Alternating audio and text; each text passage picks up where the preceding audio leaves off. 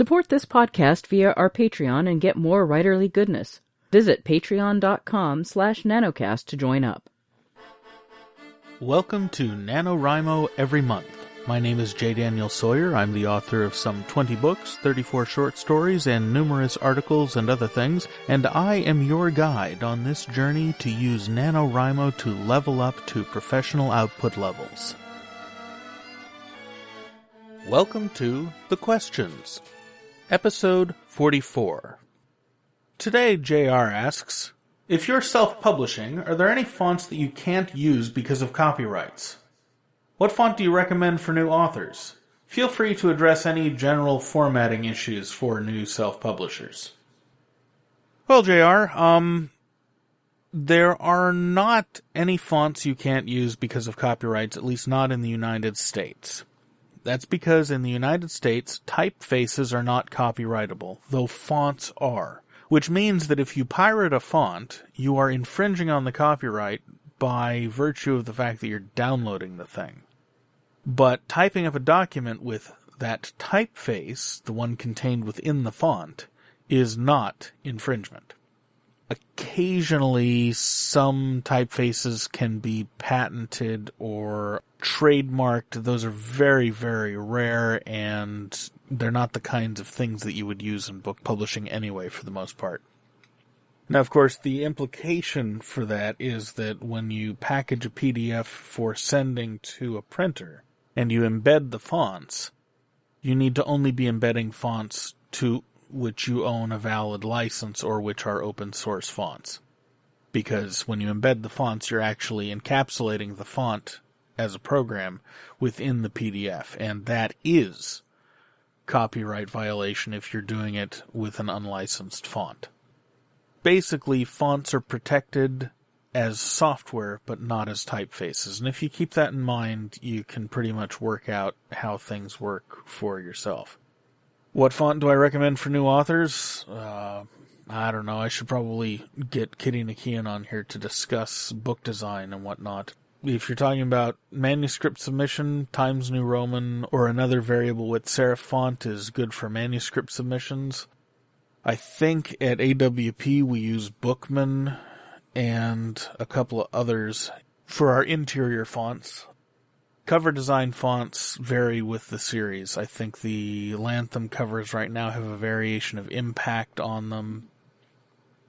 I would have to check with the designer. I'll have to bring Kitty on for a quick go-round about how book design works and that sort of thing, because that's definitely her area of expertise, and she actually does that with multiple small publishing houses now. So, yeah, I'll do that in another episode one of these days. In terms of general formatting issues or whatnot, if you're talking ebooks, test your ebooks out. Run them in Kindle Preview, load them up onto a Kindle or a Kobo or an iPad or whatever reader you're thinking of reading with, and make sure you've got the text flow properly down. Bad text flow is killer for the ebook reading experience. It just doesn't make for happy people. For anything else, there's just the general rules about design. The eye flows more easily over variable width serif fonts than they do over either monotype or sans serif fonts. You want to have enough breathing room in the text for people not to feel crowded out. You don't want widows and orphans cluttering things up. And God, the more I talk about this, the more I realize we just need to get Kitty on here to do an episode, or maybe do a video for the patrons or something. Book design is a very sort of specific art form, but the principles that underlie it are not very difficult to get your head around. It's just that it's one of those sorts of art that are so rarefied that most people don't know where to go to ask the questions. What you want to do is you want to look on some layout and design blogs, follow JF Bookman on Twitter, I think it is. He's usually got some great cover design awards every month. Maybe we can work on putting together a course here for you guys. I think that would be pretty good. Kitty's been talking about doing something like that. So I'll have to get back to you guys on this one. But in the meantime, look up layout and design, and particularly for books rather than for magazines and newspapers. you'll get a lot of the basics out of the way pretty quick. It's a lot less difficult in concept than it seems, and it's a lot more fiddly in reality than it looks, at least when it comes to paper books. Ebooks are dead easy. Just use a serif font at about 12 points and be happy with it. There's a bunch of places online you can get free EPUB templates that do fancy headers and other stuff like that are licensed for open use. Grab those, tinker around with them. All you need to know is HTML and CSS, which is about all you need to know to run a website anyway. So these are things that if you don't know them, it would do you good to spend a day or two learning them because they're very simple and very, very powerful. It took me about 5 hours to author my first ebook, and my second ebook took me 20 minutes. Because all of the work went into designing my CSS and then figuring out how to apply the formatting across.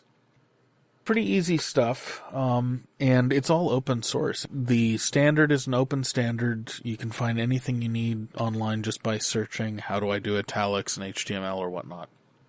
So that's the direction I would advise you to go. And guess this is a short one. So thanks for the question, and I'll see you tomorrow.